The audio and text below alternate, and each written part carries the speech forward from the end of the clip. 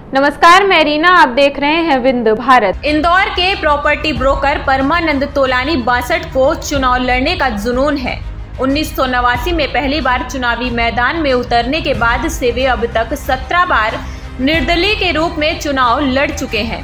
हर बार उनकी जमानत जब्त होती है। इसके बाद भी लोकतंत्र में अपना स्थान बनाने का उनका जज्बा कम नहीं हुआ। तोलानी हर चुनाव में, फिर चाहे वो लोकसभा हो, विधानसभा हो या निकाय चुनाव हो, हर बार निर्दलीय प्रत्याशी के रूप में नामांकन दाखिल करते रहे हैं। इस बार फिर उन्होंने महापौर पद के लिए नामांकन दाखिल किया है। ये उनका 18वां चुनाव है। हर चुनाव में उतरने की ये परंपरा उन्हें विरासत में मिली है। उनके पिता भी 1968 से चुनाव लड़ना शुरू किया था और जीवित रहने तक हर चुनाव में ताल ठोकी।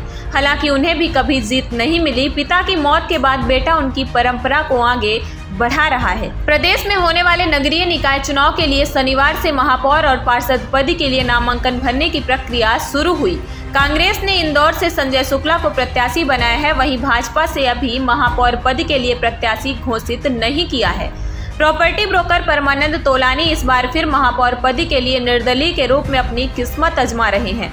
पहले दिन उनका ही नामांकन दाखिल हुआ। तोलानी शनिवार सुबह अपने समर्थकों के साथ कलेक्ट्रेट पहुंचे। उन्होंने एसडीएम राजेश राठौर के समक्ष नामांकन दाखिल किया।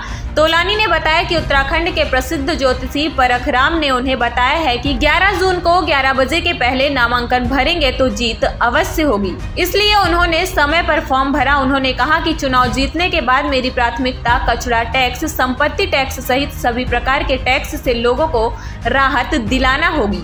महापौर बना तो 1000 वर्ग फीट के मकान पर कोई टैक्स का प्रावधान नहीं होगा। तोलानी को यह प्रेरणा उनके पिता पड़ीराम तोलानी से मिली। वे भी 1968 से निर्दलीय प्रत्याशी के रूप में लगातार चुनाव लड़ते रहे। हालांकि वे भी कभी नहीं जीते। 1988 में पिता के निधन के बाद परमानंद ने इसकी शुरुआत की।